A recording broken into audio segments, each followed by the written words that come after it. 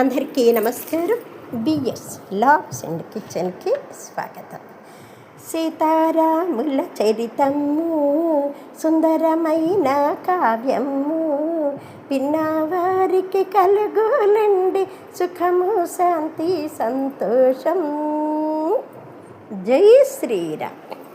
గేయ రూపంలో చెప్తున్న రామాయణాన్ని చక్కగా ఆదరిస్తున్నారండి. మీ అందరికీ కూడా సీతారామ సదా అండగా రక్షగా ఉంటారండి. ఇది నా మాట కాదండోయ్.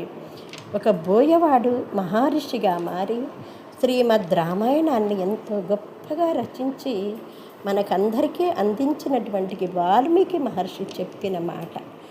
సీతారాముల అనుగ్రహం ఏదో కొంచెం నా మీద ఉండబట్టి రామాయణాన్ని మీకు ఇలా చెప్పగలిగే శక్తి నాకు ఇచ్చిన పరమాత్ముడికి శ్రీరామునికి భక్తిగా నమస్కరిస్తూ, వింటున్న మీ అందరికీ కూడా సీతారాములు సదా రక్షగా ఉంటారనేది మాత్రం పరమ సత్యం అండి.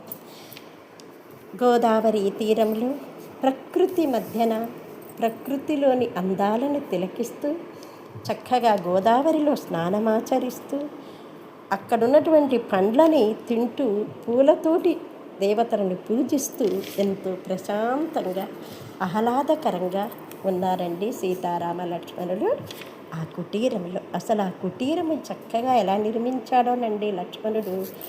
శ్రీరామచంద్రుడు లక్ష్మణుని చూసి, కుటీరము నిర్మించిన నైపుణ్యానికి, కుటీరము నిర్మించిన నైపుణ్యానికి అక్కున చేర్చుకొని దీవించరాముడు, ప్రేమగా అక్కున చేర్చుకొని దీవించరాముడు. లక్ష్మణుని ప్రియ సోదరుడు సుగుణవతి సౌశీల్యవతి సౌందర్యవతి, సుగుణవతి సౌశీల్యవతి సౌందర్యవతి.